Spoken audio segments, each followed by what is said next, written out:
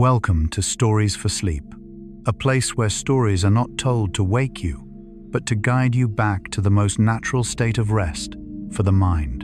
In the modern world, we are accustomed to needing to understand, to explain, to control everything. Yet it is precisely this habit that sometimes makes sleep feel distant. When night falls, the mind continues to ask questions, to analyze, to worry, as if darkness were something that must be conquered.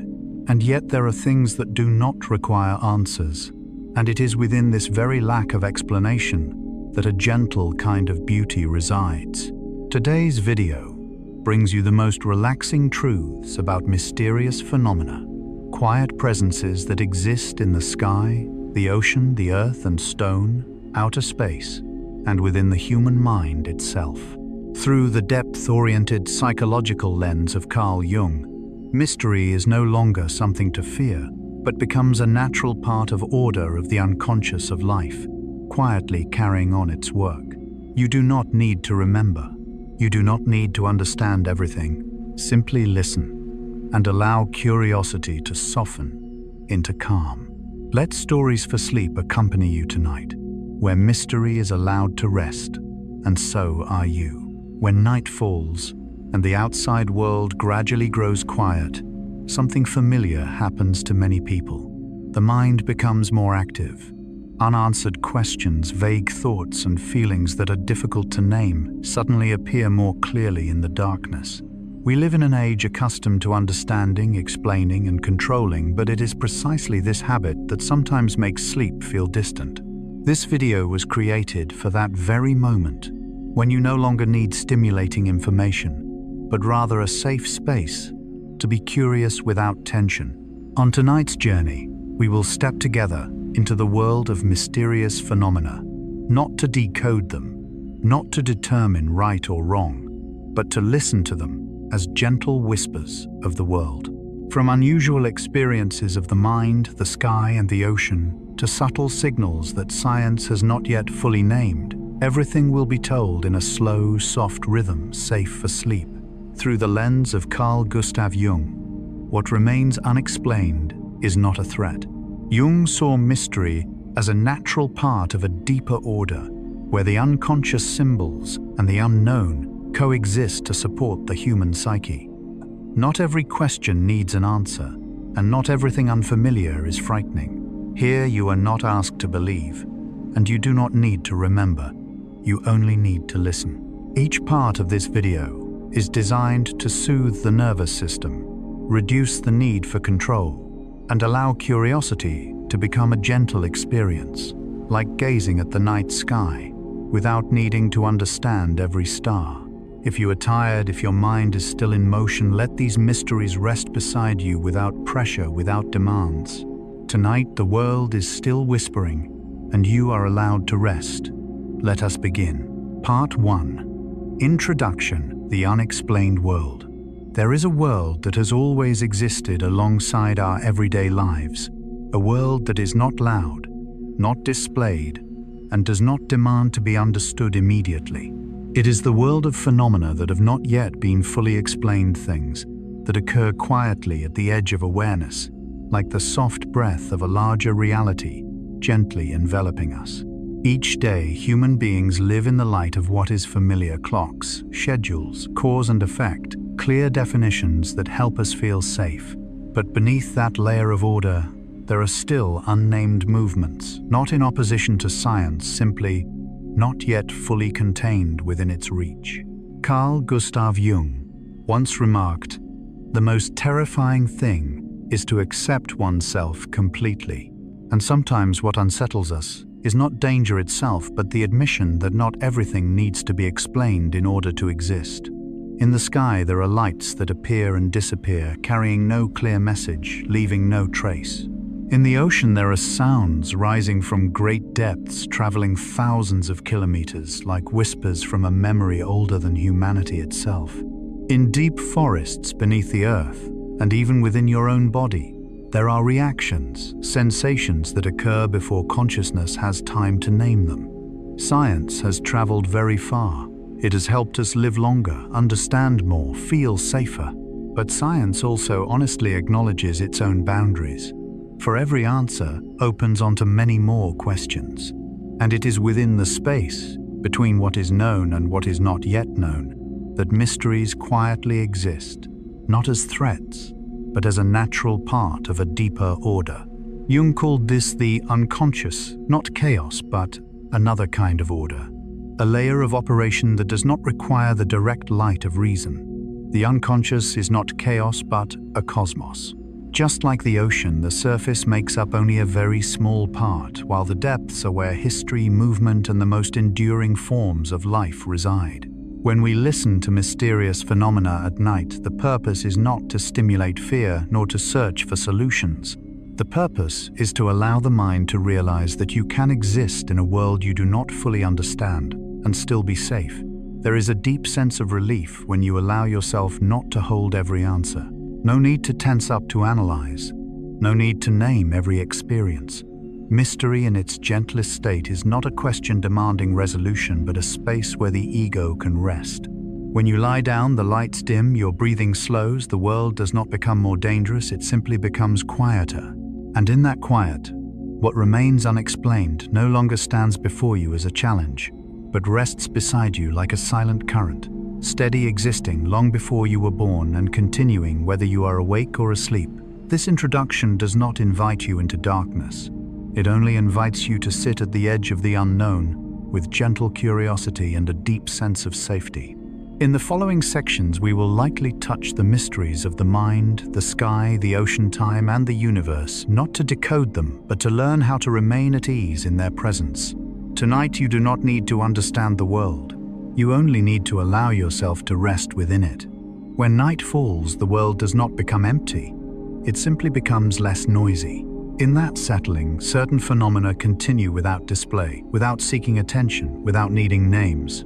They exist like the breath of the earth itself, steady, enduring, and entirely independent of whether humans are paying attention. Carl Gustav Jung once noted that what unsettles people is not darkness itself, but the belief that darkness must be dispelled immediately. In reality, many aspects of life, both outer and inner, can only be sensed when we stop trying to illuminate them with reason. The mysterious phenomena of the world operate according to this same logic. They do not come to challenge science, do not demand belief, and do not require an explanation before you are allowed to rest. They are simply there. A light appears and vanishes in a distant sky. A low sound echoes from deep within the earth on a quiet night. A vague feeling that time has just sped up or slowed down for a moment. These things do not disrupt the order of the world. On the contrary, they remind us that a deeper order still exists, even if it has not yet been named. Jung referred to this as the presence of layers of reality that human consciousness does not need to touch immediately.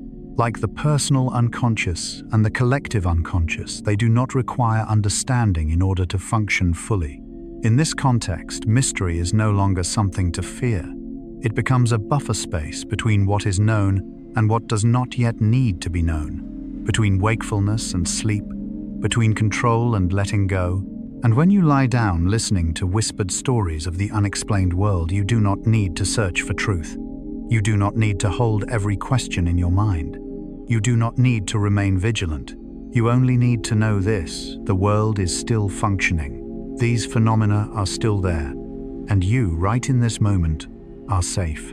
It is in this state, when the mind no longer strains to understand, when the ego no longer stands guard before every unfamiliar thing, that the psyche begins to drift toward a more ancient rhythm, the rhythm of rest, of dreaming, of restoration. This introduction was not written to answer any questions. It was written to allow questions to be at rest. And when questions are at rest, sleep has space to arrive gently, naturally, just as darkness has always arrived without needing to be invited. Part 2. The Mysteries of the Mind and Perception. After listening to a world that still holds many unexplained elements, we begin to realize something: the closest mystery is not in the sky or the ocean, but within each human being. The mind, so familiar that we often forget to question it, is in fact one of the most elusive territories of all. And like nature, the mind does not loudly reveal its secrets. It whispers, appearing in moments that are very small, very gentle, sometimes only enough to make us pause for a single breath. There are dreams that leave us puzzled upon waking because their contents seem not to belong solely to us. Images, people, and symbols appear with uncanny similarity among individuals who have never met. There are moments of déjà vu when we enter a place entirely new, yet it feels strangely familiar, as if some part of us has been there before, touched this space long before consciousness had time to register it. These experiences are not frightening if we do not rush to label them. They are simply small ripples rising from the deep lake of awareness. At times, the mind seems to know something in advance, a vague feeling that wakes us just before an alarm rings, an intuition with no clear reason, yet unexpectedly accurate. Carl Jung once wrote, "Until you make the unconscious conscious, it will direct your life, and you will call it fate." From this perspective, intuition is not magic, but the result of the unconscious quietly processing information, connecting fragments of data that consciousness has not yet noticed. Not to control us, but to protect, guide, and sometimes simply remind us that we are not alone within our own minds. Time in the inner world does not operate like a wall clock. There are moments when a few seconds stretch into an entire afternoon. There are nights when we close our eyes and feel as though we have just fallen asleep, only to find that morning has already arrived. In dreams, past and present overlap. Memory and imagination merge. Jung described the unconscious as a space where symbols coexist, unbound by linear order. And when we allow ourselves to rest, that inner sense of time gains the opportunity to reorganize itself gently and naturally. Even very subtle phenomena, such as inner light appearing behind closed eyelids or the body's sense of orientation in space without sight, serve as reminders that the human mind does not operate solely through logical thought. It perceives through rhythm, through waves, through delicate signals that are often drowned out by daytime noise. When night falls and the outer world slows down, these signals finally have room to surface. And the most important message this section offers is not an answer to these mysteries. It is the feeling of safety in their presence. Jung once said, "The unconscious is not chaos, it is simply another kind of order." What we do not yet understand within the mind is not a threat. It is merely a deeper layer of order operating by its own rhythm. When we stop analyzing, stop explaining, and simply observe with gentleness, the mind naturally lowers its defenses. In that state, curiosity no longer comes with tension. It becomes a thin blanket warm enough to continue listening and light enough to allow us to drift into sleep. As we move away from the vast landscape of the unexplained world and turn inward, another space opens, quieter yet no less mysterious. This is the human mind. Not as loud as a stormy sky, not as deep as the ocean, but the place through which all mysteries must pass before being felt. Here, the unusual does not arrive as events, but as very subtle waves. Sometimes, just a fleeting sensation, a dream image, or an inexplicable familiarity. There are dreams that leave us waking with the feeling that we have been somewhere rather than merely slept. There are dreams that align uncannily across people who have never met, sharing the same image, the same symbol, the same hazy setting. Jung viewed dreams not merely as personal products, but as places where the unconscious communicates in a language older than words. In that space, time does not move in straight lines, and the ego is no longer the central controller. Then there are moments of déjà vu, when we step into a place for the first time, yet the body responds as if it has been there before.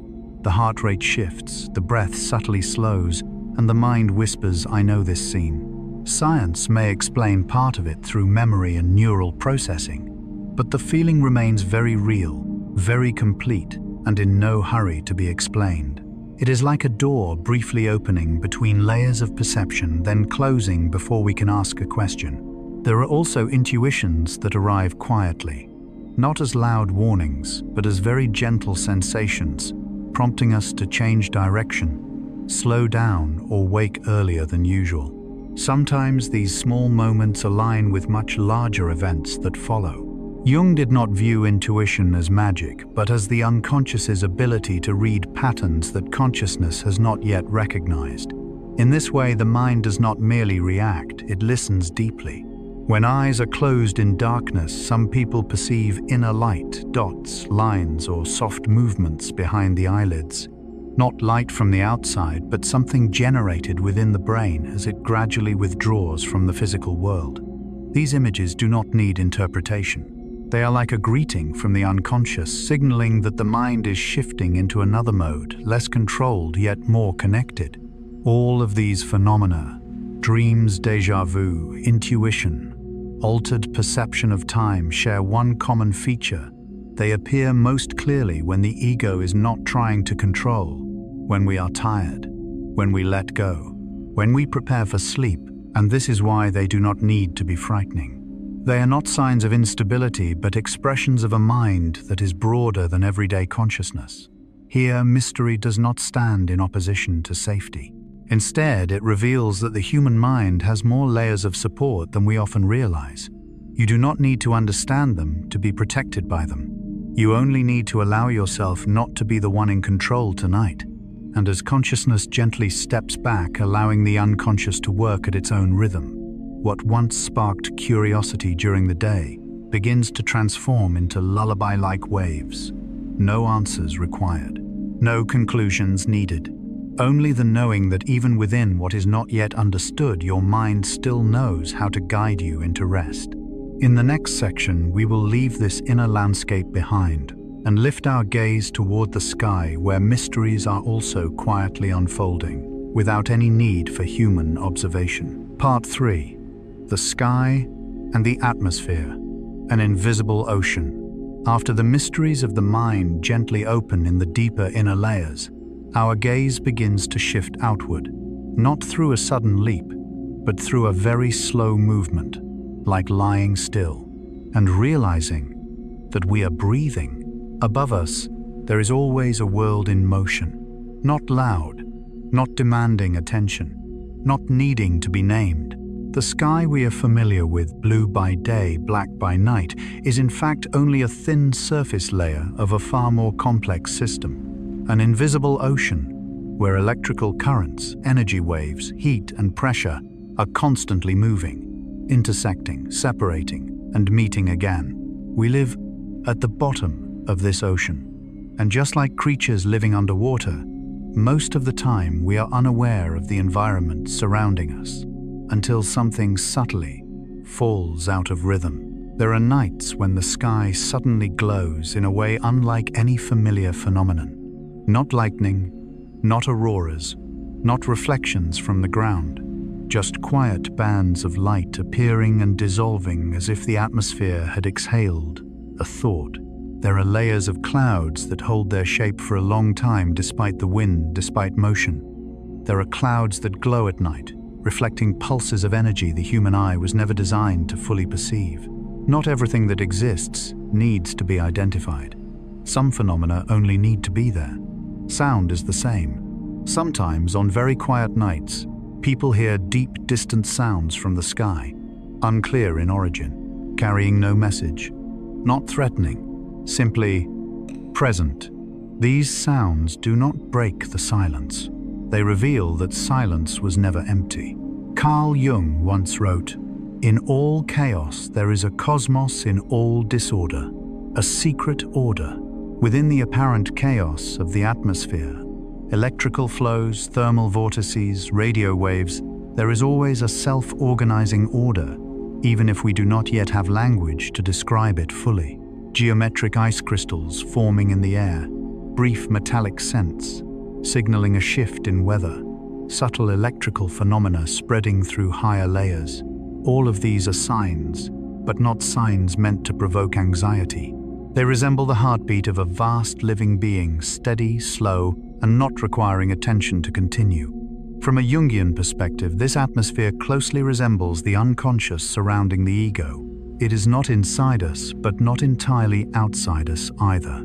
It is the background field, the space within which our consciousness appears, functions, and dissolves each time we fall asleep. When we lie down, when our eyes close, when the senses begin to soften, the sky does not disappear. It remains there, enveloping, moving, maintaining the cycles. And there is something very important to say gently at this moment. The sky does not need you to be awake to function. The atmosphere does not need you to understand it to keep the world stable. And neither does your mind. What you do not observe, do not analyze, do not control, while sleeping is still being cared for by deeper systems. Listening to the sky in this way is not meant to make you fear the unknown, but to help you feel held. You are lying beneath a living dome that has been operating for billions of years, long before the concept of human existed. And tonight you do not need to do anything at all. Just be there, like the sky. When we lie down and look up at the night sky, a very unusual feeling often arises. A feeling of being protected, not by any tangible object, but by the vastness overhead itself. The atmosphere, something we rarely think about, is in fact a living, constantly moving layer, much like an ocean surrounding the Earth, except that it is transparent, invisible, and far quieter. We breathe it, walk through it, sleep beneath it, yet almost never realize that we are living inside a massive system of air currents, electrical charges, sound waves, and energy. At heights of tens or hundreds of kilometers beyond human sight, atmospheric layers continuously collide, charge, and release energy. Faint lights appear and vanish in an instant.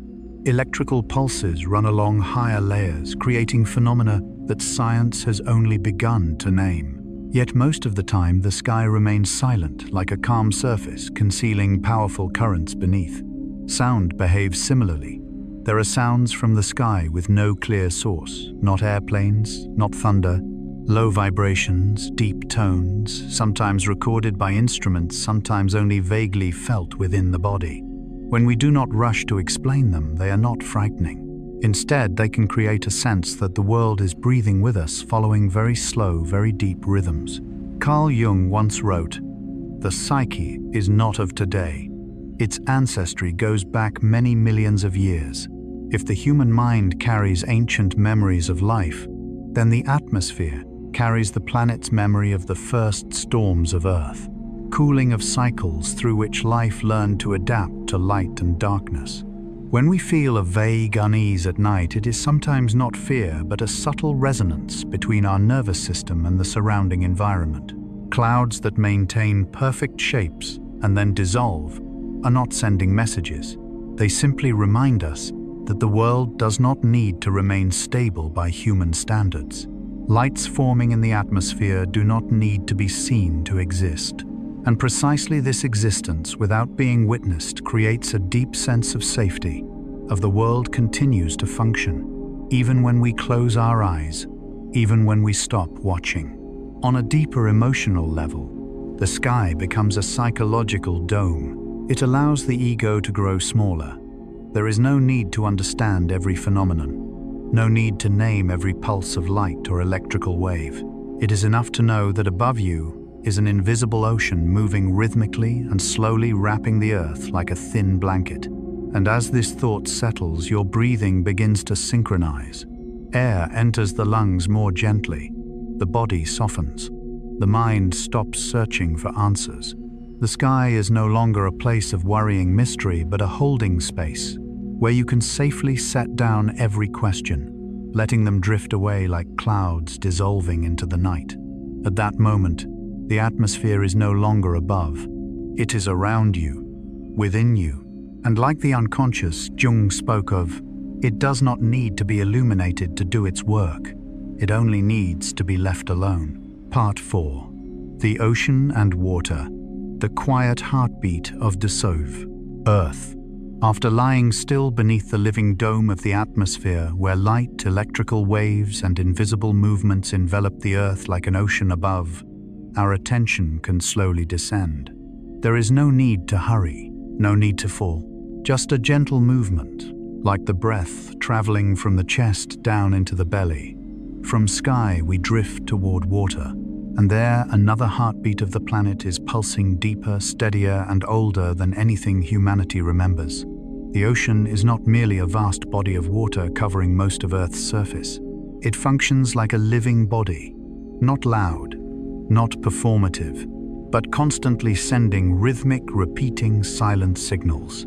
The mysterious sounds from the ocean floor, deep rumbles, prolonged echoes, unexplained acoustic pulses are not threats, but resemble the reverberation of a heartbeat traveling through kilometers of water. To humans, they are mysteries. To the ocean, they are simply its normal activity. At depths where light no longer reaches, the ocean still glows. Bioluminescence appears like drifting stars in the darkness of deep water, not to illuminate a path, not to be seen, simply to exist. These pulses of light resemble the inner signals of the mind when we close our eyes. No clear shapes, no stories, yet vividly alive. Carl Gustav Jung once wrote, "The unconscious is not just evil by nature, it is also the source of the highest good." In the darkness of the ocean, just as in the darkness of the mind, there are activities essential to the balance of the whole. Water carries sound very far. A whale's call can travel thousands of kilometers. A small movement can generate waves that spread slowly but persistently. The ocean does not rely on vision to connect. It connects through vibration, rhythm, and patient transmission. This deeply mirrors how the human unconscious operates, not through language or logic, but through sensations, vague images, and subtle bodily oscillations. There are water phenomena that science has only begun to name. Vertical thermal walls, where temperature shifts abruptly, like invisible borders. Perfect rings of bubbles that appear and vanish. Glowing lakes at night. Currents that reverse direction briefly before returning to their original flow. These do not disrupt order. They simply remind us that the ocean's order is deeper, more complex, and slower than human thought. Jung believed that the unconscious is not chaotic, but organized according to a different logic, a logic of symbols, cycles, and repetition. The ocean is the same, tides rising and falling, warm and cold currents, light and darkness. Everything unfolds in cycles without the intervention of will. When we listen to the ocean, the human nervous system naturally begins to synchronize with these slower rhythms. Breathing deepens, the body softens, the mind asks fewer questions. And this is why the ocean, with all its mysterious sounds, strange lights, and unexplained movements, becomes one of the safest spaces for sleep. It does not demand understanding. It does not ask you to remember. It only invites you to listen, and then to let your own rhythm gradually merge with the quiet heartbeat of Earth. Beneath the quiet night sky, when the last light of day has dissolved into the horizon, water appears not merely as a natural element, but as a living presence that breathes. In this part 4, the ocean and water are no longer viewed solely through geography or science, but through deeper feeling as the quiet heartbeat of Earth, steady, patient, never ceasing. Water covers most of the planet, yet hides most of its life in darkness. Beneath the calm surface, we know a depths where light cannot reach, where sound becomes the primary language, where pressure, temperature, and movement create rhythms unlike those on land. The mysterious sounds recorded from the ocean floor, deep, elongated, sometimes like breathing, sometimes like calling, are not threatening, but signs of a system operating by its own logic. The ocean is not silent. It simply speaks at a slower, deeper frequency, requiring patient listening. Light in the deep ocean is equally mysterious. Not sunlight, but bioluminescence, soft rays emitted from living bodies flickering like stars in watery night. They do not shine to conquer darkness, but to communicate, orient, and exist. In this glow there is something deeply Jungian. The unconscious does not need the light of reason to function. It generates its own signals, sufficient to sustain inner life. The rhythms of the ocean currents, tides, undersea waves, sound traveling thousands of kilometers, echo the biological rhythms within the human body. The heart beats, lungs breathe, the brain oscillates through wave states. All are water moving in different forms.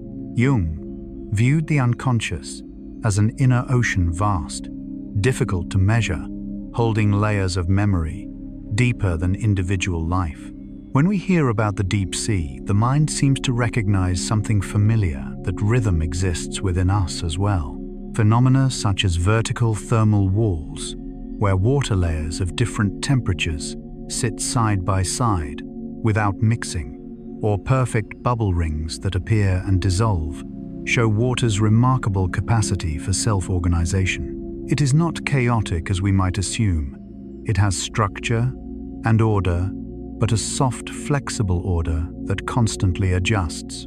This mirrors how emotions and memories function in the unconscious, not linear, not rigidly logical, yet maintaining overall balance. Glowing lakes at night, water that resists evaporation under strange conditions, or rivers that briefly reverse flow. These phenomena remind us that water still holds much that is not fully understood and perhaps does not need to be. For sleep, what matters is not decoding but feeling.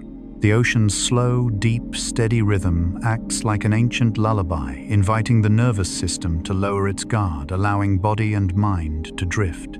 As you lie still, listening to stories of water, you may notice your breathing slowing, your heartbeat softening. The ocean does not demand attention or reaction. It simply exists, and in that enduring existence, it offers an ancient sense of safety, the feeling of being held by something larger than yourself. And within that feeling, sleep can arrive naturally, like the tide rising at night, without command, without force. Part 5. Earth, stone, and ancient structures. Beneath the seemingly motionless ground we walk across, every day the earth is still whispering, through movements that are very slow, very deep. In Part 5, soil, stone, and ancient structures no longer appear as inert matter, but as compressed memory of the planet. A memory that needs no words, no proof, only to be felt. When we touch a rock, sit quietly inside a cave, or stand before massive megaliths stacked with almost impossible precision, we are not merely facing geology, but time made solid. Modern science shows that stone can store and emit extremely subtle energy pulses. Earth's magnetic field is not a static shell, but something that fluctuates and undulates, sometimes creating regions where compasses grow confused. In such places, people often report a strange sensation, not exactly fear, but a slowing of awareness, as if one has stepped into a space with its own rhythm. From a Jungian perspective, this can be understood as a moment when the modern ego touches a deeper layer of experience, where the collective unconscious meets the unconscious of the planet itself. Deep caves, where sound bends and the air carries the scent of ancient minerals, have long been used by humans as shelters, ritual spaces, and places of meditation. This is no coincidence. Their light weakens the heart rate, slows, and the mind naturally shifts into a receptive state. Jung once said that the unconscious is not chaos, but another form of order. Earth and stone are the same, outwardly silent yet inwardly arranged through intricate patterns of pressure, minerals, and time. Phenomena such as sailing stones in deserts, where rocks weighing dozens of kilograms move across dry ground, leaving long trails behind, evoke a feeling that is both mysterious and reassuring. They require no magic, only wind, thin ice, and immense patience. This quietly tells the tired modern mind that not all movement requires forceful effort. Some changes occur only when there is enough time and enough stillness. Ancient structures, from perfect stone circles to blocks, fitted so tightly that not even a blade can slip between them, often prompt the question, how did ancient people accomplish this? But a deeper question may be, what state of mind were they in while doing so? Jung would suggest that these structures are not merely technical achievements, but material expressions of archetypes. Order, center, circle, the axis, connecting sky and earth images that live within the collective unconscious. Standing before them, we feel stable not because we understand, but because we recognize something profoundly familiar. Earth and stone therefore offer a primal sense of safety. They do not hurry. They do not demand. They were here long before we arrived and will remain after we are gone. When the mind grows weary from processing too much information, imagining the earth as a being with slow memory allows us to let go. Not everything needs to be explained right now. Some things only need to be set down like sediment settling to the bottom. And in that moment, as you imagine layers of soil stacking over millions of years, stones patiently, enduring pressure, ancient structures standing still beneath changing skies, your nervous system may receive a very gentle message. You are standing on solid ground. This world, though filled with mystery, is stable enough for you to rest. And from that stability, sleep can arrive naturally without force, like earth holding a seed in its quiet, protective darkness. If one listens long enough, it becomes clear that the earth is not motionless. The stillness of stone is only the surface. Beneath it are movements so slow they need not be noticed within a single lifetime. Stone carries memory. Not memory in the emotional sense humans know, but memory of pressure, of temperature, of time stretching across millions of years. Each layer of rock is a compressed page where ancient events do not vanish, but settle, much like deep memories within the human unconscious. There are places on Earth where stone seems to respond to its environment. A slight change in temperature is enough to make it produce sound. Shifts in air pressure cause caves to tremble like a breath. Fluctuations in the magnetic field deflect metal, confuse compasses, and leave people feeling disoriented without knowing why. These phenomena do not need to be labeled mysterious in order to exist. They are simply signs that the Earth operates on layers deeper than those we usually notice. In deserts, there are stones that slide across hardened ground, leaving long trails behind without sound, without witnesses. No invisible hand needs to be imagined. Only a rare combination of moisture, wind temperature, and surface enough to move stone, but not enough to create noise. That silence is what makes the phenomenon so striking, not because it is frightening, but because it happens without us.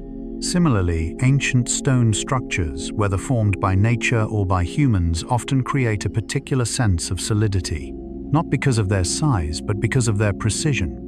Blocks placed so closely that no blade can pass between them. Stone circles appearing in locations that seem chosen rather than calculated.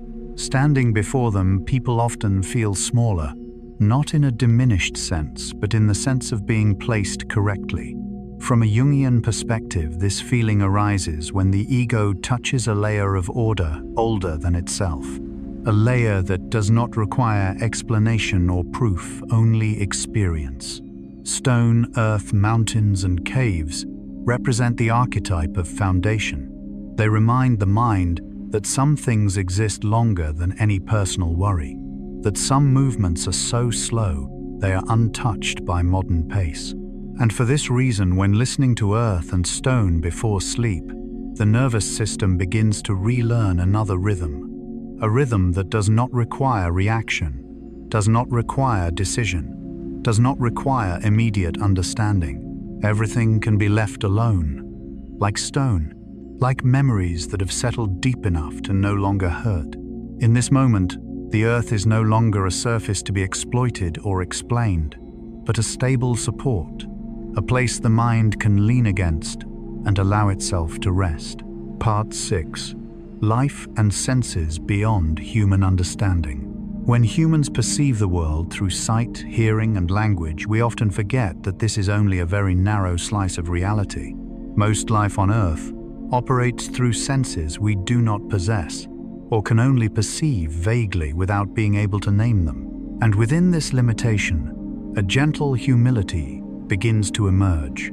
Not a frightening smallness, but the safety of knowing that we do not need to carry the entire world through personal understanding. Many animals sense changes long before humans do. Birds leave their nests before storms.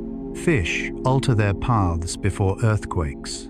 Elephants grow restless before tsunamis, not because they know in an intellectual sense, but because their bodies are directly connected to vibrational fields, pressure changes, infrasonic sound, and magnetic fluctuations of the planet.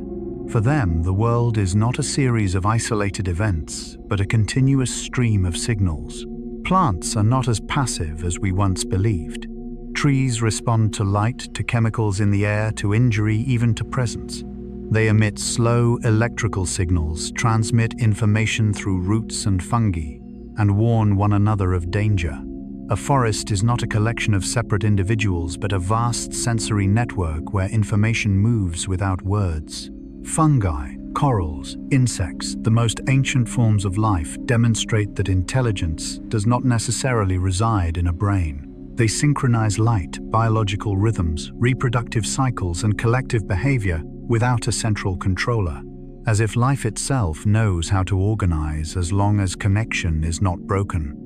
Carl Jung suggested that human consciousness is only the surface of a much larger psychological ocean. Observing non-human life allows this idea to expand.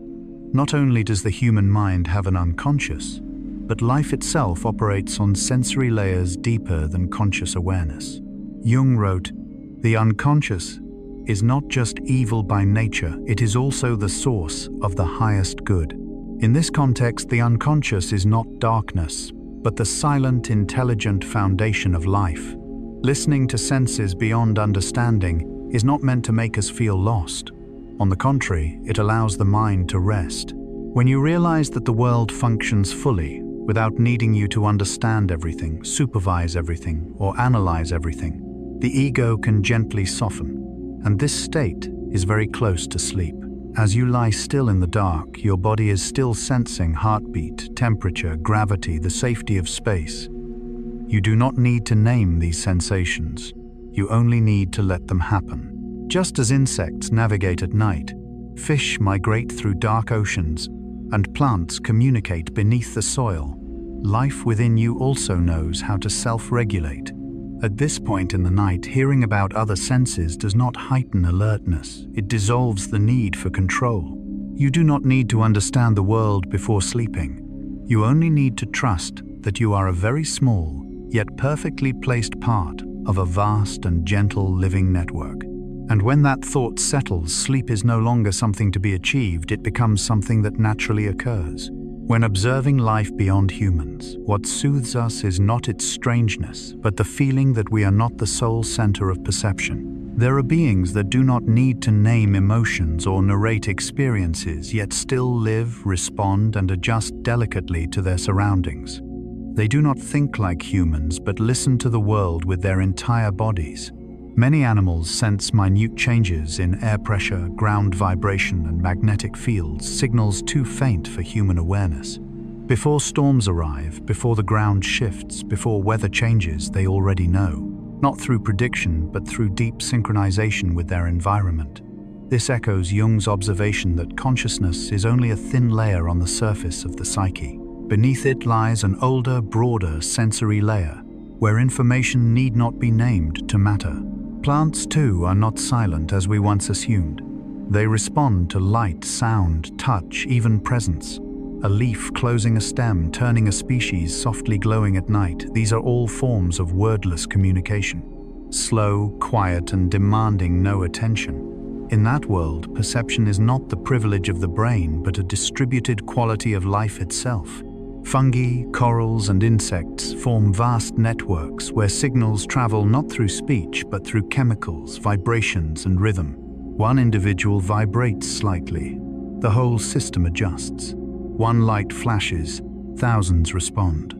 Jung described this as closely resembling the collective unconscious, no isolated I, only shared information flowing through many forms. Listening to senses beyond understanding is not meant to make us feel insignificant, but to allow us to release the burden of needing to understand everything.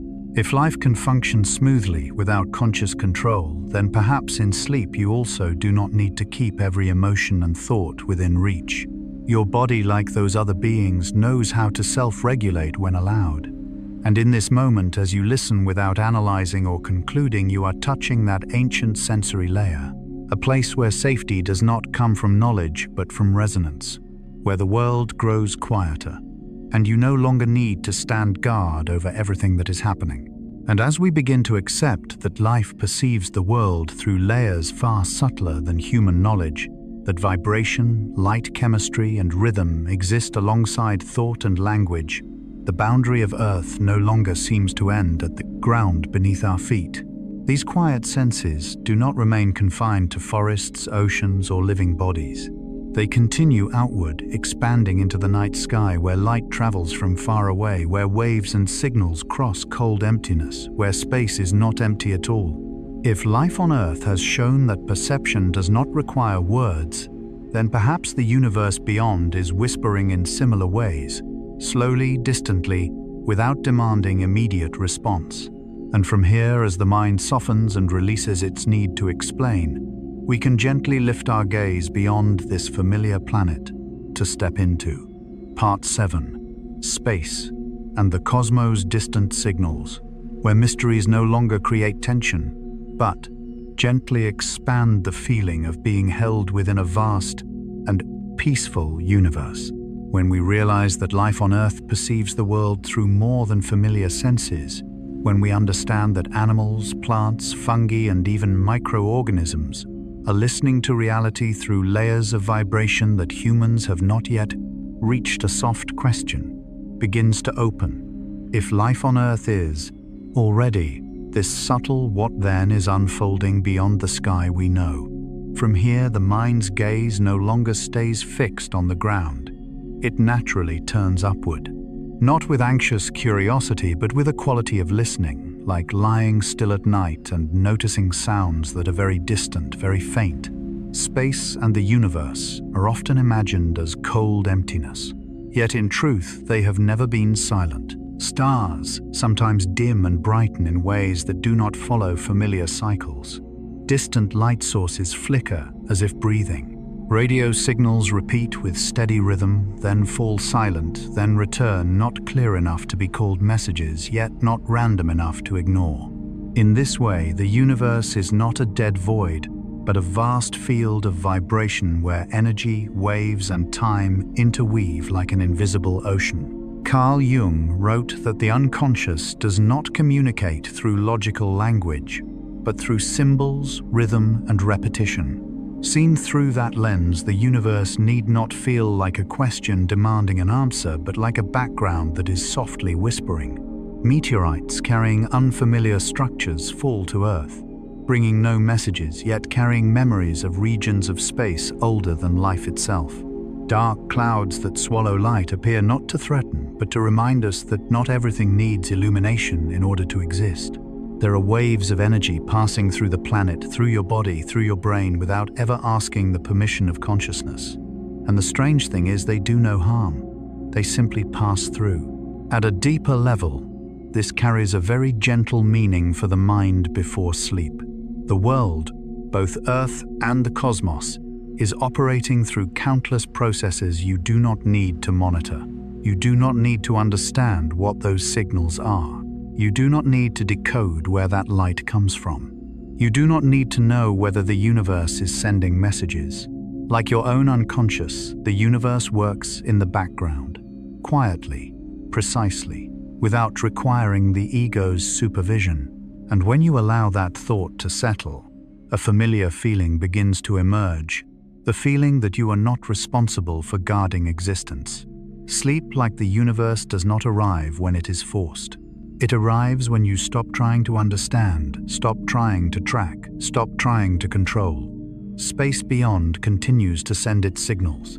But tonight you do not need to listen with your mind. You can simply let them be there, distant, safe, and allow your mind to gently descend, light as a star, slowly fading in the night sky. When life on Earth extends its senses beyond what is familiar, the gaze naturally turns upward. Not with the ambition to conquer, but with something far older, the feeling of being surrounded by something larger than oneself. The universe, as told here, is not a cold emptiness, but a quiet presence always there, always moving whether or not humans notice. There are stars that dim and brighten in cycles that do not fully match known models. There are radio signals repeating steadily from distant regions of deep space, carrying no clear message, no greeting, no explanation. They exist simply as gentle taps on awareness, reminding us that Earth does not stand alone in the darkness. Meteorites fall to this planet, carrying unfamiliar material structures, crystalline arrangements that do not form under Earth's usual conditions. They tell no stories and hold no obvious symbolism. Yet their presence alone is enough to evoke a soft question: how many things have passed by us unnoticed? At rare moments, the sky reveals dark regions, places where light seems to be swallowed, not reflected, not emitted. In this approach, such phenomena are not frightening. They resemble pauses in a long piece of music. Not every note needs to sound. Not every section needs illumination. Carl Jung once wrote, "The unconscious is not a dumping ground of unwanted things, but a living system with its own logic. If the human unconscious operates according to its own order, then the universe may be seen in a similar way. Not chaotic, not random, but functioning at a level of logic that does not yet require human understanding. Waves and signals pass through the planet's solar, wind background radiation, gravitational fluctuations moving through your body right now. They do not disturb you. They demand no attention. Like heartbeat, breath, and blood flow, they coexist with consciousness, without needing to be named. At this point in the story, the listener is no longer invited to learn more, but to gently set the questions down. The universe does not need to be decoded before you sleep. It has existed for billions of years and will remain long after this sleep passes. And within this awareness that there are movements you do not need to guard, signals you do not need to respond to, the mind begins to lower its defenses. Consciousness contracts like a dimmer, slowly turning down a light. Not because darkness is dangerous, but because darkness has proven it can hold life. From that distant sky, the story does not end in overwhelm, but in something very soft. You are lying here. The planet continues to turn. The universe continues to whisper. And none of it requires you to stay awake, to keep watch. At the meeting point between the infinite and very human sleep, the mind is free to slide more gently from knowing to feeling, from observing to resting. Part 8. Conclusion: letting mystery rest.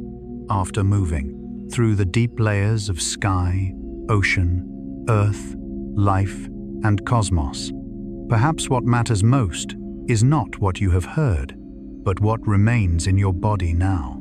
A settling, a gentle spaciousness, a sense that the world is far larger than anything the mind needs to control.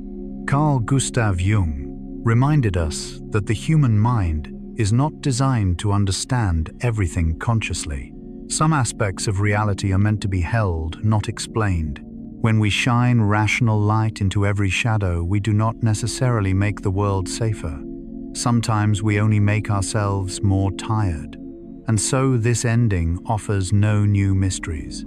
It does not try to close the questions that have opened. Instead, it invites you to do something different, to set those questions down. You do not need to know why there are signals in the sky. You do not need to decode strange sensations in your body. You do not need answers for unnamed phenomena. Mystery is not something lurking in the night. Mystery is simply proof that the world is still alive, still vast, still layered beyond the small ego. Jung called this mysterium not to fear, but to respect. The unconscious is not chaos, but a different order. Carl Gustav Jung. Within that order, not understanding does not equal danger. Not knowing does not mean loss of control. So many things are still unfolding correctly even when you are not watching, not observing, not naming them. Just like your breath right now. Just like your heartbeat, digestion, and inner regulation. Just like sleep, it does not arrive by command, but by permission. When the ego grows tired of guarding the world, the unconscious begins its work. When consciousness steps back, deeper systems speak, not loudly, not in images, but through a quiet sense of safety. And that is when mystery is allowed to rest. It does not need to be examined. It does not need to be explained. It does not need to be pulled into the light. It can remain there, and you can still be safe. Tonight, the world continues to function. The sky keeps moving. The ocean keeps whispering. The earth keeps its memory. Life continues to sense through ways humans have not yet reached. The universe keeps sending signals meant for no one in particular, requiring no response. And you are allowed to rest, not because everything has been understood, but because you do not need to understand everything in order to sleep peacefully. Let the unknown stay where it belongs. Let the mind dim like a lowering lamp. Let curiosity soften into a wide, ungrasping feeling. Night is not for decoding the world. Night is for returning to a deeper rhythm where everything is still okay, even without answers.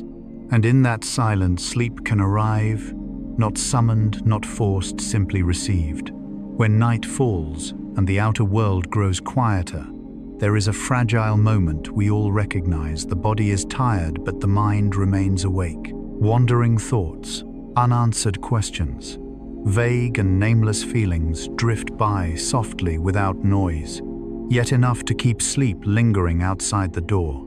In such moments, we often instinctively reach for something larger than ourselves, the night sky, distant waves, or stories about a world we do not fully understand. Not to explain it, but to be reminded that not understanding everything is entirely natural. This video was created for that very state.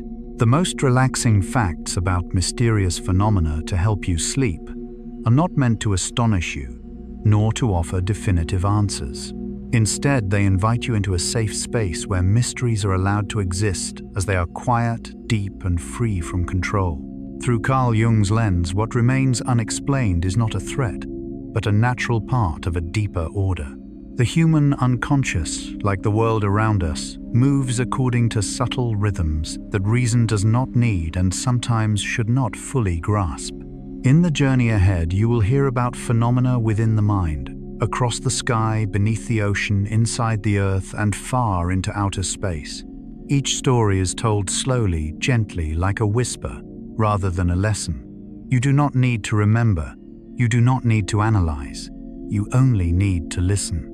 If you are looking for a place where the mind can loosen, where curiosity softens instead of tightens, and where sleep can arrive naturally, stay here with us. This journey does not lead you away from yourself, but back to a familiar state peace within the unknown. Part 9. Phenomena that do not require a witness.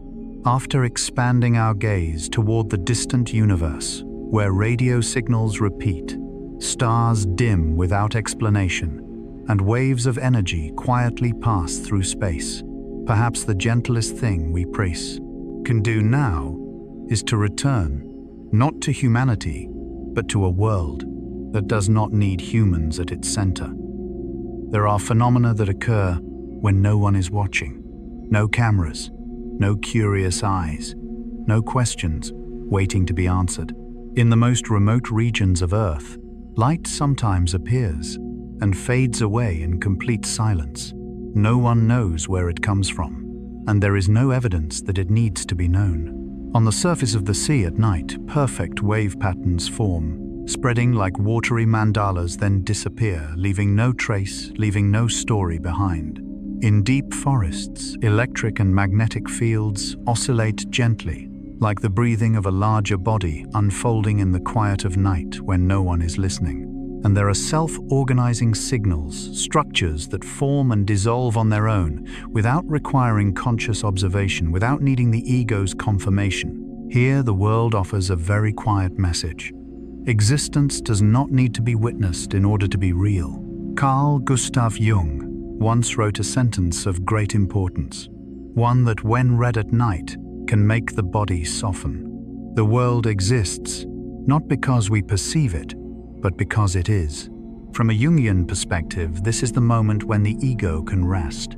Because much of human tension comes from an unspoken belief that we must understand, must know, must observe for the world to be safe. But phenomena that require no witness gently dissolve that belief. They show that order, does not depend on personal consciousness. Functioning does not require control, and the ego is not the center of everything. Jung described this as the moment when consciousness steps back and the unconscious, both personal and collective, is allowed to continue its work. The unconscious is not just evil by nature, it is also the source of the highest good. When you listen to phenomena that do not require a witness, something very natural happens. The need to stay alert diminishes. The need to keep watch dissolves. The need to understand before sleeping gently fades. You begin to sense that the world is still okay, even when you are not monitoring it. Just like your body right now. Your heart continues to beat. Your lungs continue to breathe. Your nervous system continues to regulate itself, without you giving orders. And within this realization, a very ancient sense of safety arises, the feeling of being allowed to let go. Phenomena that do not require a witness are not here to frighten you. They come to whisper something very simple. You do not need to strain yourself for the world to continue functioning. And when that thought settles, sleep can arrive not as a task, but as something natural. There is a very quiet truth that once touched immediately eases the mind. Most of the world does not need to be seen in order to exist. There are phenomena that unfold fully delicately, precisely, while no conscious being witnesses them. Light flashes across a deserted desert and fades, leaving no trace.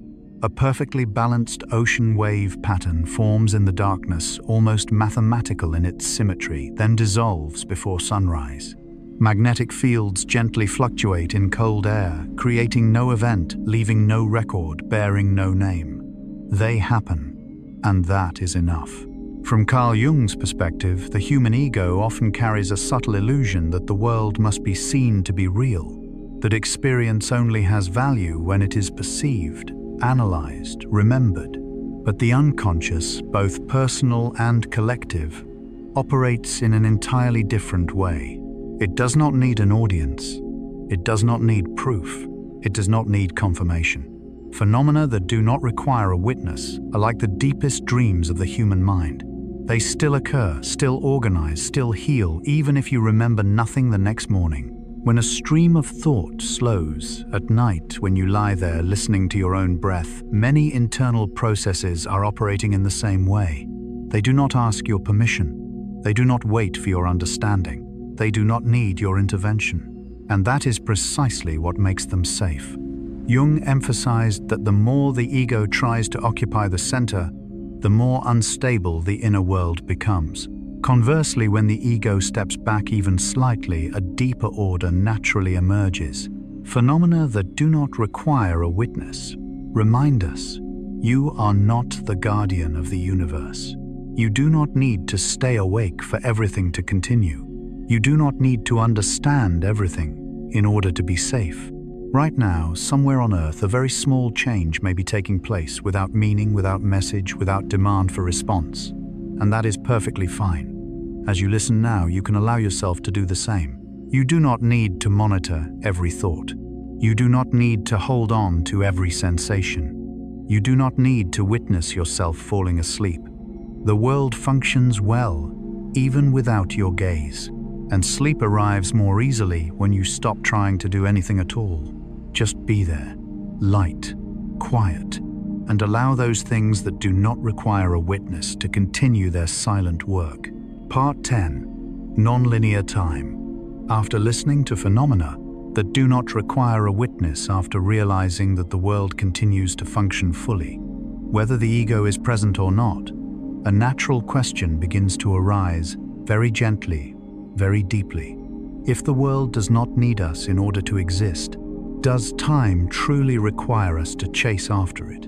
Humans are accustomed to living in clock time. Minutes are divided. Hours are counted. Days are lined up as if we fail to keep up, time will leave us behind. But there are very different moments nearly everyone has experienced, even if they have never named them. Sometimes in just a few seconds, an old memory rises as vividly as the present.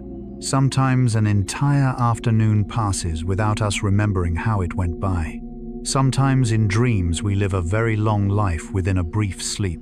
These are not malfunctions of the mind.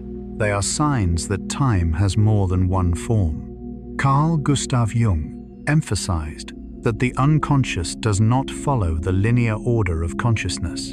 In the unconscious, there is no before and after as we normally understand it. There is no clock, there is no calendar, only meaning, symbolism, and very subtle inner movements. In dreams, the past can appear as the present. The future can be felt like memory. A small image can carry the emotional weight of an entire lifetime. Jung wrote in The Structure and Dynamics of the Psyche, the unconscious is not bound by time in the same way as consciousness. The unconscious does not live in clock time. It lives in psychological time, where things are arranged by depth, not by sequence. This explains why, just before sleep, our sense of time often becomes strange. A long day may suddenly collapse into a few scattered images. An old story thought long forgotten may appear more vividly than something that happened that morning. And sometimes it feels as though we are moving backward into ourselves. This is not a loss of control. It is a natural transition from the time of consciousness to the time of the unconscious. By day, we need linear time in order to act. By night, the mind needs a different kind of time in order to heal. In that state, there is nothing that needs to be rushed. Nothing is overdue. There is no moment that should have been done better. Everything is allowed to be where it is. As you lie still and listen, the brain gradually releases its familiar way of measuring. Breath becomes the new unit of time. Sensations of heaviness and lightness in the body become the only measures that matter. You are no longer in time. You are drifting with it. And in this state, strange experiences of time, like intuitions, like a sense of having known beforehand, like dreams that defy logic, no longer feel frightening. They are simply the unconscious speaking in its own language, a language that does not rush, does not need clarity, does not require conclusions, only listening. So right now, you do not need to know what time it is. You do not need to think about tomorrow. You do not need to measure how long you have slept. Nighttime does not ask you to keep up. It only invites you to release the inner clock and allow sleep to arrive in its own natural rhythm. In everyday life, time is measured by clocks, calendars, work schedules, and deadlines. It divides human life into hours, days, weeks, and years, precise units, orderly and emotionless. But when night comes, when light softens and the body is no longer pulled by schedules, another kind of time begins to reveal itself. It is a time without a second hand, without a clear direction forward or backward, without the need to be on time. In a drowsy state, you may see an old memory appear with the sharpness of the present moment. A face from many years ago arises without signs of having aged. A feeling, thought long resolved, suddenly returns intact as if it never left. In such moments, the past is not behind you, it is here. Jung called this the time of the unconscious, not a flowing line, but a field of existence. In the unconscious, all meaningful experiences exist simultaneously. They do not line up. They do not wait their turn. They wait for the right conditions to surface, often when the ego is tired, when control loosens, when night allows softness. That is why before sleep, time seems to distort. 5 minutes may feel like an hour. A short dream may contain an entire life. In dreams, you can experience many years within a few breaths. You may enter spaces outside the present, meet people who no longer exist, live through situations that never occurred, and all of it feels real. Not because the brain is deceived, but because the unconscious does not distinguish between was, is, or will be. Jung wrote that the unconscious is not bound by time, as consciousness is. It does not follow familiar cause and effect order. In that space, a future experience can influence the present, just as a dream can leave an emotional resonance that lingers throughout the next day. Moments of knowing beforehand that people sometimes experience a strange familiarity with something that has not yet happened do not need to be seen as mystical or frightening. From a Jungian view, they may reflect the interaction of different layers of time within the unconscious, where possibilities coexist before one becomes reality. So when you lie down and feel time slow or even disappear entirely, nothing is wrong. On the contrary, it is a sign that you are leaving survival mode, where everything must be fast on time, efficient, and entering the mind's deep reorganization mode. There are no deadlines there, no tasks to complete, no requirement to understand, only quiet arrangement, memories finding new places, emotions softening, scattered experiences discovering new connections. Non-linear time allows this to happen. If everything were forced to move in only one direction, the mind could never heal what belongs to the past. But because unconscious time is circular rather than arrow-shaped, what has already happened can still be revisited under a different light. That is also why sleep should not be forced. You cannot command unconscious time. You can only create the conditions for it to appear. When you stop trying to fall asleep quickly, stop checking the clock, stop calculating tomorrow, you stop living in linear time and allow deeper time to touch you. And when that happens, sleep arrives not as an event but as a drifting. No clear beginning, no sharp ending, just consciousness growing lighter like twilight without a boundary.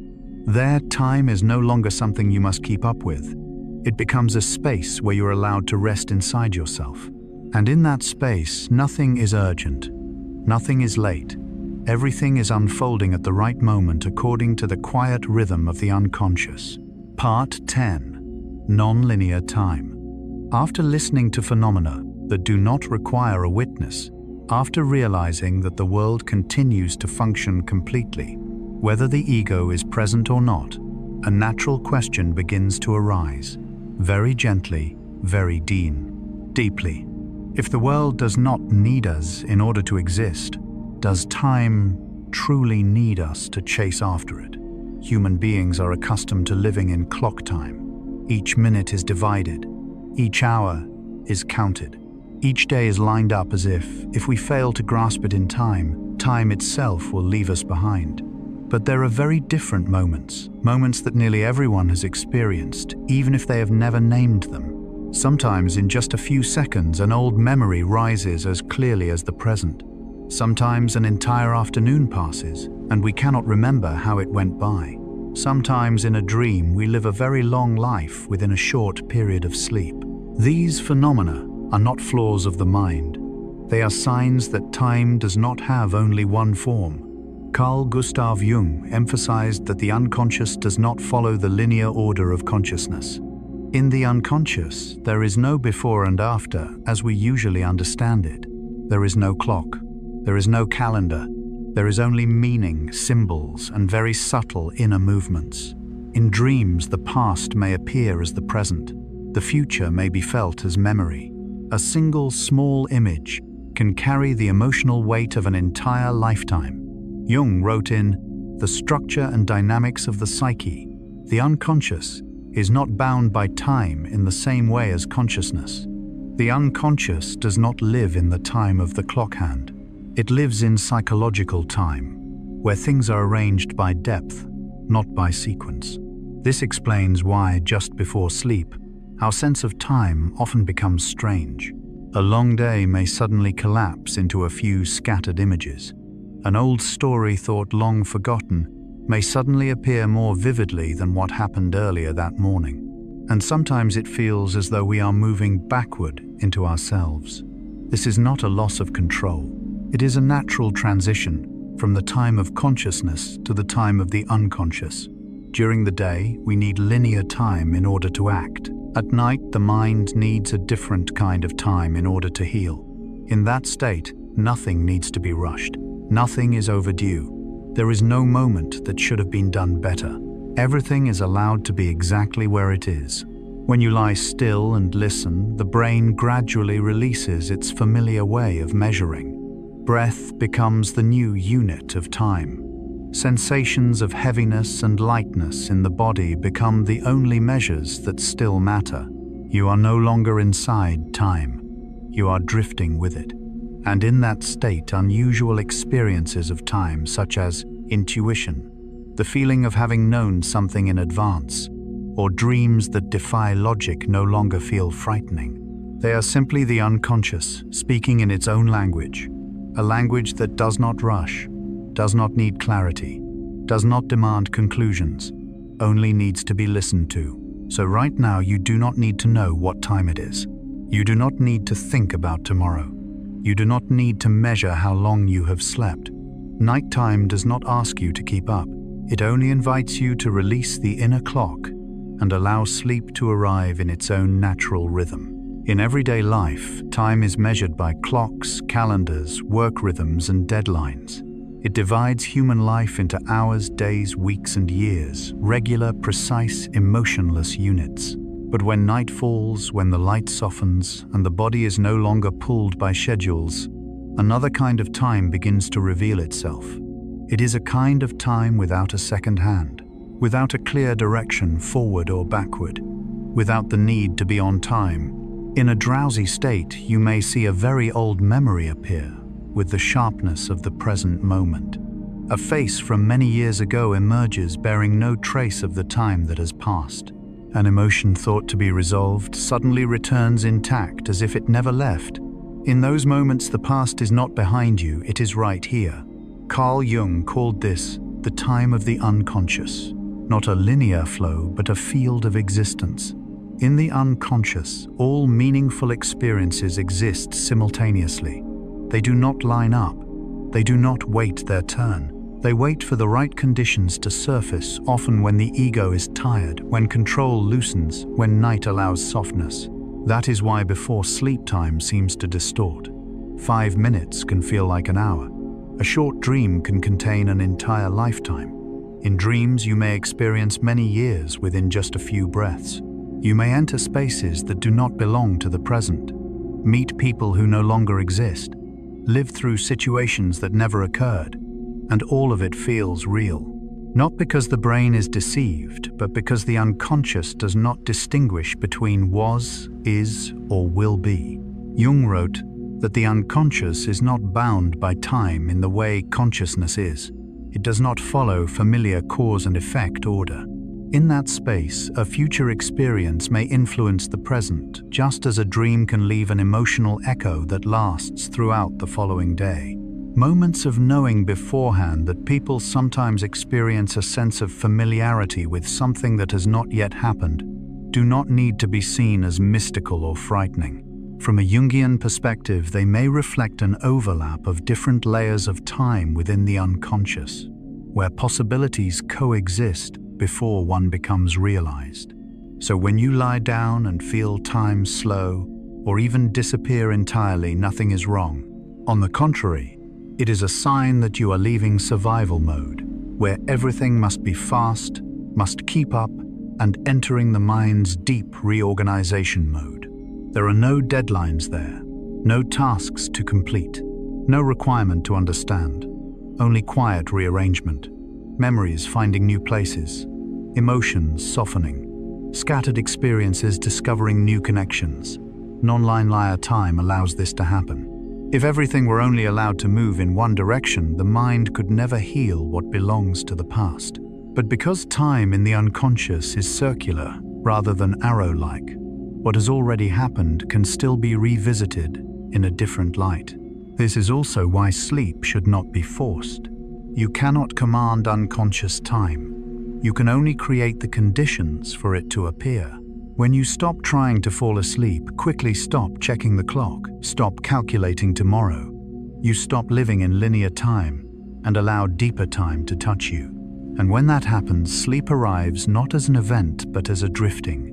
No clear beginning, no sharp ending, just consciousness growing lighter like twilight without a boundary. There, time is no longer something you must keep up with. It becomes a space where you are allowed to rest inside yourself. And in that space, nothing is urgent. Nothing is late. Everything is unfolding at the right moment, according to the quiet rhythm of the unconscious. Part 11. Very small signals. After passing through layers of non-linear time, where past, present, and future may overlap in dreams, the human mind gradually slows down. there is no longer a need for grand phenomena, no need for the sky to open or for the universe to send distant signals. At this level, mystery begins to shrink, very small, very gentle, so close that it is easy to overlook. There are phenomena that do not need bright light, do not need large movements, do not need anyone to stand and witness them. Just a very faint sound in the night, not clear enough to name, but enough for the mind to recognize that it is not entirely separate from the surrounding world. A sense of presence, not fear, not confusion, but like knowing there is wind outside the window even without seeing it. A very small movement in peripheral vision, not a troubling hallucination, but a sign that the nervous system is still observing, no longer in a state of high alert. A fleeting scent with no clear source, not tied to any specific memory. Arriving and leaving like a reminder that the world does not exist only through images. Carl Jung emphasized that the unconscious does not communicate by shouting, but through subtle signals. He wrote, "The unconscious is not usually a dramatic phenomenon. It speaks in hints, symbols, and quiet disturbances. These very small signals are not meant to draw attention. They do not demand explanation. They do not require a response. They simply exist. And because of that, they are safe. When a person is tired, when the mind has passed through a long day of stimulation, these small signals become the softest doorway into rest. No analysis needed, no questions required. Only allowing them to be there and then letting them pass. At this level of awareness, mystery is no longer something to confront, but something that can accompany you. No need to understand, no need to decode. Jung once said that psychological maturity does not come from clarifying everything, but from the ability to tolerate ambiguity without panic. Very small signals teach us exactly that. They whisper that the world does not require you to be alert at all times. The mind does not need to check every movement. The body does not need to be ready to react. You are allowed to let everything become lighter. And when these small signals appear at night, they carry no special message at all. They simply say you are entering the space between waking and sleeping where there is no danger, no demand, no task, only permission to rest. Here, mystery does not tighten you. On the contrary, it helps you let go. And within that letting go, sleep begins to draw closer, quietly, unhurried, like a very small wave slowly spreading inside you. Not every mystery appears like a flash across the night sky. Most of them arrive very softly, so softly that if we are rushing tense, trying to understand or control, we will never notice that they have been there all along. A very faint sound in the night, not loud enough to name, not clear enough to locate. It is not quite an animal, not quite the wind, just a gentle vibration of space, enough for the mind to pause briefly, then continue. A sense of presence, not fear, not threat, not intrusion. Simply the feeling of not being entirely alone, as if the surrounding space holds an extra layer of quiet attention. A small movement at the edge of vision when you turn your head, nothing is there.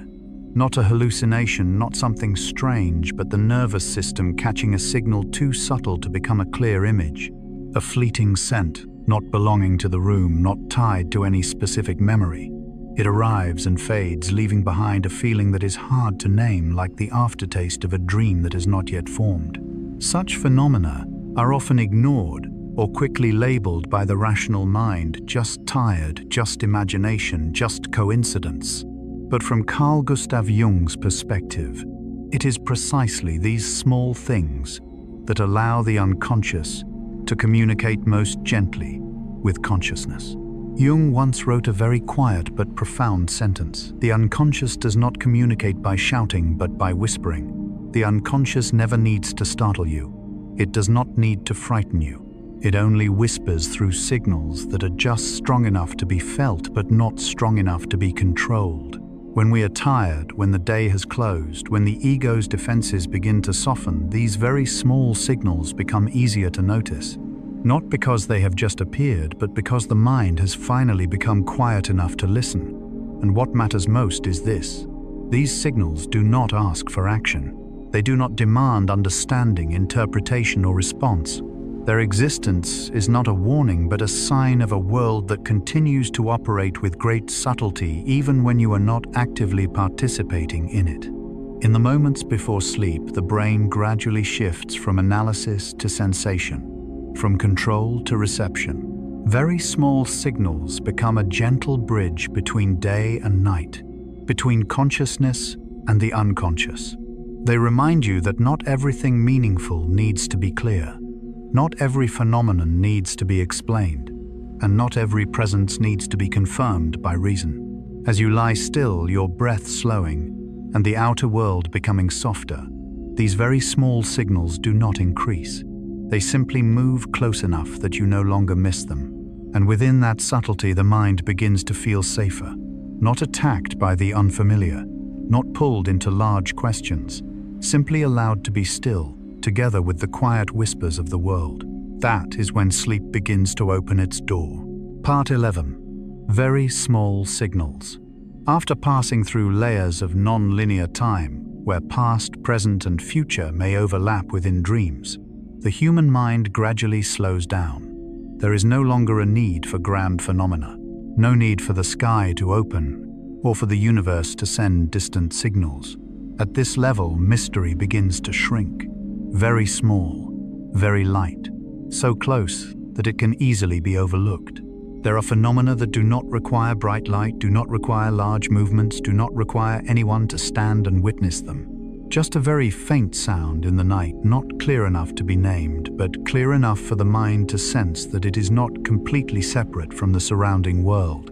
A sense of presence, not fear, not confusion, but like knowing there is wind outside the window even though you cannot see it.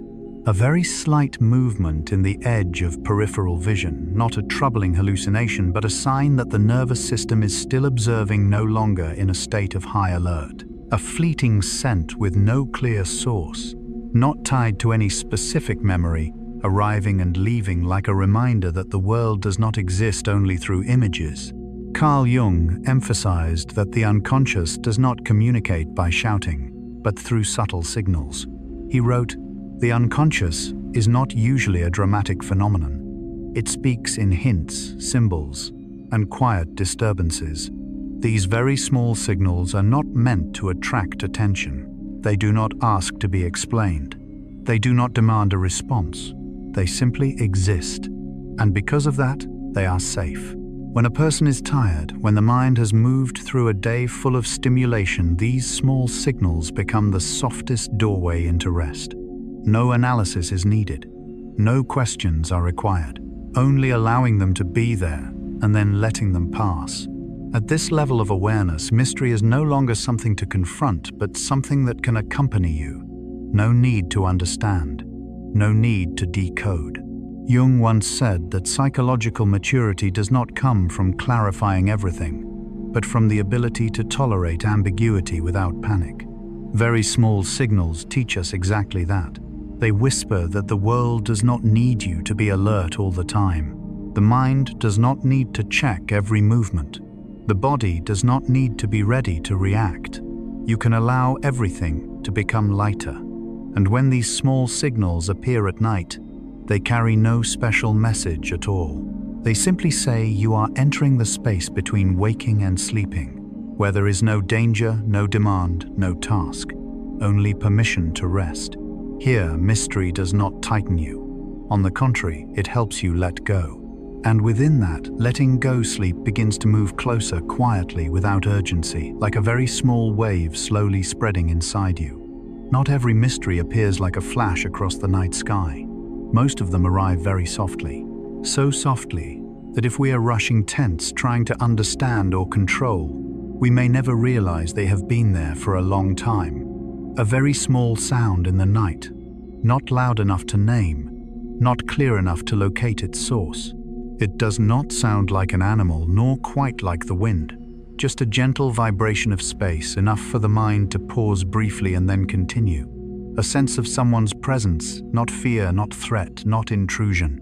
Simply the feeling of not being entirely alone, as if the surrounding space carries an extra layer of quiet attention. A small movement at the edge of vision. When you turn your head, there is nothing there. Not a hallucination, not something strange, but as if the nervous system briefly caught a signal too subtle to become a clear image. A fleeting scent not belonging to the room, not tied to any specific memory. It arrives and fades, leaving behind a feeling difficult to name, like the after-image of a dream that has not yet fully formed. Such phenomena are often ignored or quickly labeled by rational thought. Just tired, just imagination, just coincidence. But from the perspective of Carl Gustav Jung, it is precisely these small things that allow the unconscious to communicate most gently with consciousness.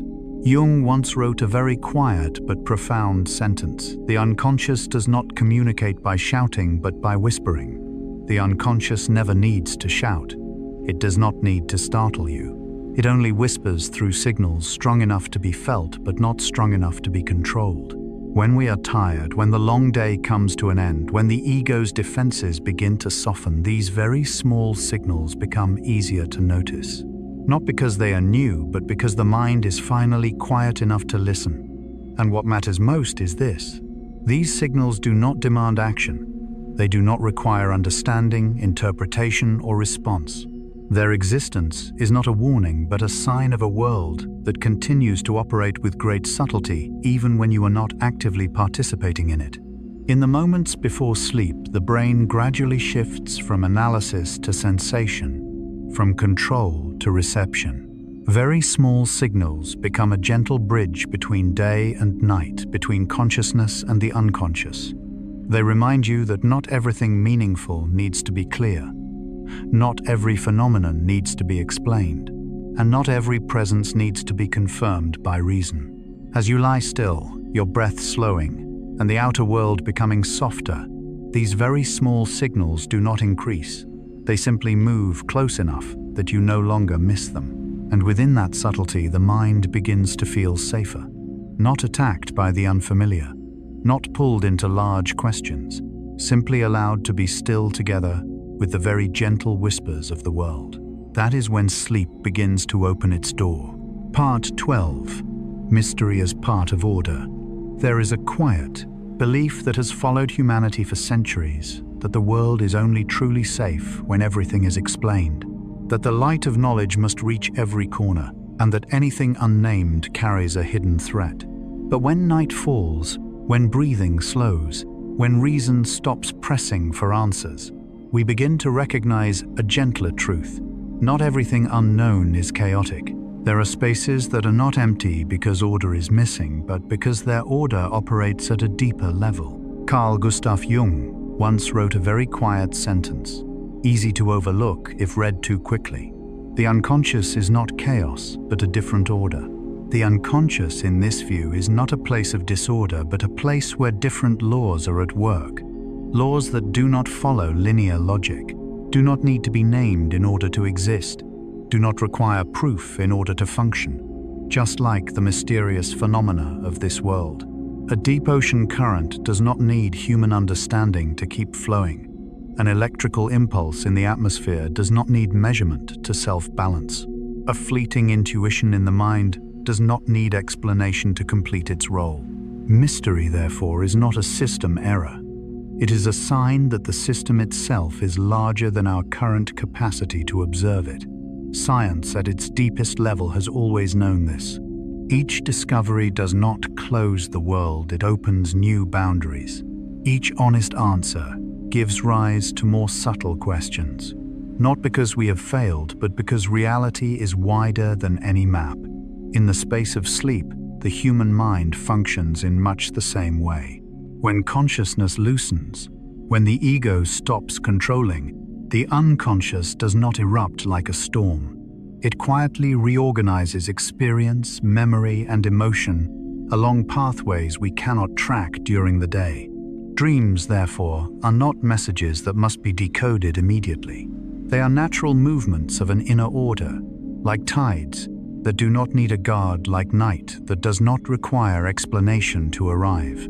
In this context, the mysterious phenomena of the outer world and the vague experiences of the inner world begin to mirror one another. Both remind us that safety does not come from understanding everything, but from allowing not knowing with calmness. When you lie down, darkness is not a frightening void, but a natural environment for many subtle processes to occur. When you stop trying to grasp every signal, the world does not become more chaotic, it becomes softer. Mystery seen this way is not a warning, but an invitation. An invitation to step away from the need to control. An invitation to rest within an order larger than the self. And this is the quiet gift of this part. You do not need to carry every question into sleep.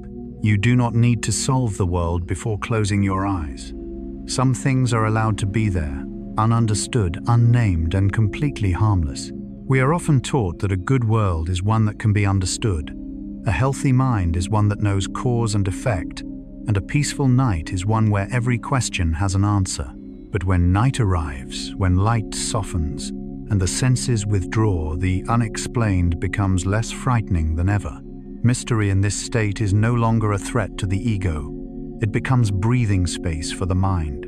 Carl Gustav Jung once wrote a very short sentence, yet one capable of soothing an entire civilization, obsessed with clarity. The unconscious is not chaos, but a different order. The unconscious is not chaos. It simply operates according to another order. And this is also true of the world outside us. Phenomena without explanation do not exist because nature lacks logic, but because their logic was not designed to serve human consciousness. Science at its deepest core is not a tool to eliminate mystery, but a humble way of approaching it. Every theory has boundaries. Every model has blind spots. And every honest answer opens more questions than before. During waking hours, this may feel uncomfortable. But at night, when the body no longer needs to manage the world, this truth becomes deeply comforting. You do not need to understand everything to be safe. Just as your body does not need you to consciously track every heartbeat to keep beating your sleep, does not need you to understand every mystery of the world to arrive. In the unconscious, order is not created through analysis, but through timely release. Unexplained phenomena, strange lights, vague sensations, unnameable coincidences, when not forced to carry meaning, naturally find their place in the mind. They settle, they reorganize, they become background rather than threat. Jung emphasized that human anxiety does not arise from the unknown itself, but from the effort to force the unknown to become familiar. When we allow mystery to exist, without decoding, without labeling, without concluding, another order emerges. An order that is not loud, not tense, not demanding. And that order is the natural environment of deep sleep. Because sleep in the end is the state in which the mind temporarily stops trying to understand and allows itself simply to be. Tonight, you do not need to carry any questions to bed. The world is still there. Mystery is still there. A deeper order is still operating quietly, precisely, without your intervention. And you are allowed to rest within that not knowing, in complete safety. Part 13. When the ego comes to rest from the moment we accept that mystery is not a flaw to be corrected, but a natural part of a deeper order, something very gentle begins to happen in the mind. The quiet tension, the force that constantly urges us to understand, to explain, to name, slowly softens. And within that softened space, the ego begins to rest. During the day, the ego works without pause. It analyzes, compares, judges, stays alert. It tries to keep the world under control, because to the ego, not understanding feels the same as danger. But when night falls, especially in the moments before sleep, this mechanism is no longer needed. The world no longer demands quick reactions, no longer requires decisions, no longer asks for a clear map. This is a very special moment in psychic life, a moment Carl Jung paid close attention to. He once wrote, "The ego is only the center of consciousness, not the center of the whole personality." Carl Gustav Jung. Read during the day, this sentence may feel academic. Heard at night, it becomes a deep reassurance. You do not need to hold the central role anymore. When the ego rests, the unconscious does not rise as a chaotic force. On the contrary, it begins doing what it has always done best: connecting, organizing, healing. Mysterious phenomena, light behind closed eyes, the sense of time dissolving, vague images without names, are no longer interpreted as strange. They are simply natural movements of inner life, like tides in deep sleep. Jung emphasized that the unconscious does not speak in the language of logic, but in images, sensations, and symbols. The unconscious speaks in symbols, and its language is not the language of reason. When the ego remains awake, it tries to translate everything into rational language, and that effort exhausts it. But when the ego is allowed to step back, no translation is required, no understanding is demanded. Symbols are free to pass safely through the mind. This is why so many experiences that feel unsettling during the day, intuitions, déjà vu, vague senses of presence, become gentle when they appear before sleep. Not because they change, but because the ego's attitude changes. When control is released, the mind no longer needs defenses. And when defenses fall away, mystery is no longer frightening. In this state, the ego does not disappear, it simply sits down. Like a gatekeeper who finally sets the lantern on the ground, realizing that tonight there is nothing left to guard. And in that very moment, sleep begins to arrive, not as a command, but as permission. As you listen now, you do not need to remember anything. You do not need to hold on to the words. You do not need to understand Jung more deeply. Just notice one very small thing when you stop trying to do something with your mind. Your mind already knows how to do its own work. And in that moment when the ego rests, mystery is no longer a question, but becomes a current that holds you, carrying you gently into the deeper stages of sleep. As night deepens, there is a subtle moment few people notice: the moment the ego grows tired. Not exhausted, not collapsing, but tired in a different way, tired of holding its shape all day long. Throughout waking hours, the ego remains tense at its post, categorizing, comparing, staying alert, predicting, controlling. It constantly asks, what does this mean? Is this dangerous? Do I understand this correctly? But when night arrives, these questions begin to lose their force. Not because they have been answered, but because they are no longer necessary. Carl Jung recognized that the ego is only a small part of the total psychic life. He wrote, "The ego is only the center of the field of consciousness, not the totality of the psyche." As drowsiness approaches, that center begins to yield space. No signal sounds. No clear boundary appears. Attention simply drifts away from sharp edges of thought, away from the need to understand, to control, to name. And in that gentle withdrawal, the unconscious is allowed to step forward and do its work.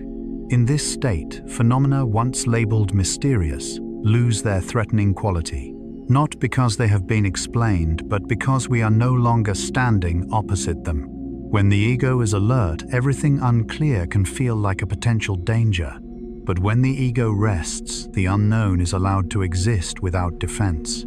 It passes through the mind like clouds in a dream, shaped, moving, but requiring no response.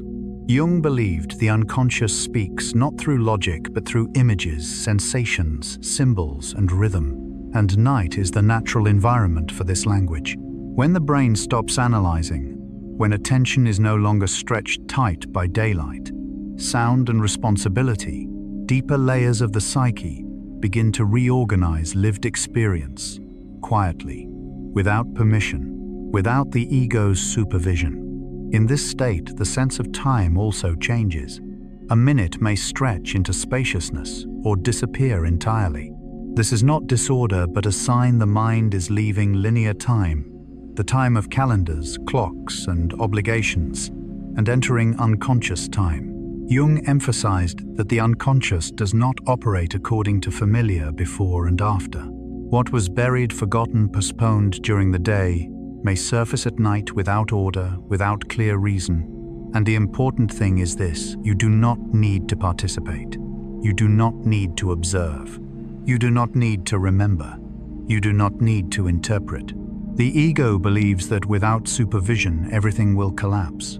But the paradox is, this only when the ego steps back can a deeper order begin to operate. In all chaos, there is a cosmos, Jung wrote. In all disorder, a secret order. That order does not require willpower. It requires gentle release. When you lie still, when your breath becomes even, when scattered thoughts dissolve into vague sensation, this is not loss of control. It is transition. The ego has completed its work for today. What remains belongs to deeper processes that unfold every night, whether you pay attention or not. And here, fear of the unknown begins to soften. Not because the world becomes easier to understand, but because you are no longer standing at the center of every question. Mysteries are allowed to rest. Vague signals need no interpretation. Unusual sensations need no names. Night does not demand alertness.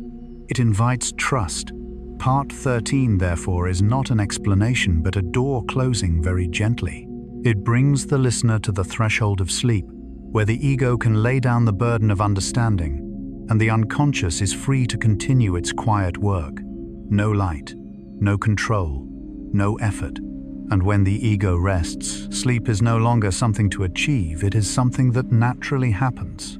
Part 14. Mystery does not demand answers. When night falls, the world does not become more dangerous. It simply becomes less visible. And in that moment, something important occurs. Questions begin to slow down. Not because they have been answered, but because they no longer need to be. Night does not arrive to challenge human intellect. Night arrives to allow the mind to rest from the need to understand, classify, name, and conclude. Carl Gustav Jung repeatedly emphasized that there are aspects of reality that do not operate according to the linear logic of consciousness. In The Archetypes and the Collective Unconscious, he wrote, "The unconscious is not something that lies beyond reason, but something that lies beyond the control of reason. The unconscious does not oppose reason, it simply does not belong to reason's control, and therefore it does not demand answers, explanations, or completion. This final part of the journey offers no new information. It introduces no new mysteries. It presents no hypotheses. Instead, it gently closes the circle of curiosity, not by satisfying it, but by making it no longer urgent. You do not need to bring the world into bed with you. You do not need to carry unanswered questions. You do not need to complete the task of understanding everything before resting. There is a common modern misunderstanding that safety only comes once everything is explained. But the unconscious knows something else. It knows that the deepest safety comes from feeling supported, even without knowing. Jung wrote in Psychological Types, "What we do not understand, we experience as fate. What we do not understand is often experienced as fate, not because it threatens us, but because it lies beyond the ego's control. And when the ego stops resisting that fact, anxiety softens. Night is not the time to decode the world. Night is the space where the world is allowed to keep its secrets. Unexplained phenomena, distant lights, vague signals, nameless sensations can exist quietly without requiring anything from you. They do not demand attention. They do not ask for reaction. They simply exist just as your breath continues, even when you are not tracking it. In Memories, Dreams, Reflections, Jung wrote, "Life has always seemed to me like a plant that lives on its rhizome. Life lives through underground roots. Most of what matters lies beneath the surface, unseen, unmanaged. In the same way, the deepest mysteries of the world do not need illumination before sleep. They existed millions of years before your questions, and they will continue even after you set those questions down. Here, in this moment, you are allowed not to know. Not knowing is not failure. Not knowing is not danger. Not knowing is simply a natural human state when facing a world larger than our grasp. And paradoxically, when this is accepted, the body begins to relax. Breath slows. Heart rate steadies. The mind stops searching. Mystery in the Jungian sense is not an empty gap to be filled, but a space to be respected. Like deep ocean waters not meant for hurried swimming, but for settling. The purpose of hearing about the unexplained at night is not to carry it into sleep as an unsolved puzzle, but to recognize this The world functions perfectly well, even when you do not understand it. And just like the world, your mind does not need to be resolved before sleep. Unfinished thoughts, unnamed emotions, unanswered questions, all may remain quietly without harm. Jung once said, "One does not become enlightened by imagining figures of light, but by making the darkness conscious." But making darkness conscious does not mean forcing light upon it. Sometimes it simply means allowing darkness to be what it is, a resting place for awareness. So as this part closes, you do not need to remember anything. Do not hold images. Do not continue reflecting. Let mysteries return to where they belong, not in your mind, but in the vast world beyond it. Tonight does not require understanding. Tonight invites rest. And as you release this gently and slowly, you may notice a simple truth: you are safe even without answers. The world continues to whisper somewhere, but sleep does not need to listen. Sleep only asks that you step out of the role of observer, analyst, and seeker. Night is not for understanding. Night is for rest. There is a very special moment in the night, not quite asleep, not fully awake, the moment when the mind releases its final question. During the day, we live by asking, why did this happen? What does that mean? Did I do it right? What comes next? But night is different. Night is not designed to answer. Night is designed to hold questions still. Mysterious phenomena in the sky, in the ocean, in the mind disturb sleep, not because they are frightening, but because the ego cannot accept not knowing. The ego wants light, conclusions, frames. Jung reminded us that our deepest anxiety does not come from darkness, but from forcing darkness to speak the language of light. The unconscious is not chaos, but a different order. The unconscious is not disorder. It simply operates by another order. And like the unconscious, the world's mysteries do not need decoding to remain whole. As you lie down, you may still carry a few questions about the world, about yourself, about what remains unfinished. But night does not ask you to carry them further. It only asks you to set them beside you. Unexplained phenomena, strange lights, sounds without sources, fleeting intuitions, unclear dreams, are not invitations to analyze before sleep. They are reminders the world is larger than the ego's need to understand. And that is relieving. You do not need to decode the world before closing your eyes. You do not need to finish everything. You do not need to fully understand yourself. Jung believed the deepest healing does not occur when we try to understand, but when we allow the unconscious to work in its own rhythm. He wrote, "Until you make the unconscious conscious, it will direct your life, and you will call it fate." What is often forgotten is this: not every moment is meant for making the unconscious conscious. There are moments, especially before sleep, when the unconscious does not need light. It needs rest. Mystery is the same. It is not an unfinished task. It is the resting place of the world. Imagine the ocean at night. No ships, no lights, no maps. Currents still flow. Creatures still move. Energy still circulates. No one observes. No one explains. No one records. And everything is still perfectly fine. Just like that, when you sleep, your mind continues to work without your supervision. The mysteries you heard tonight do not follow you into sleep as questions. They dissolve like mist. If something remains unclear, let it remain unclear. If something feels vague, let it be vague.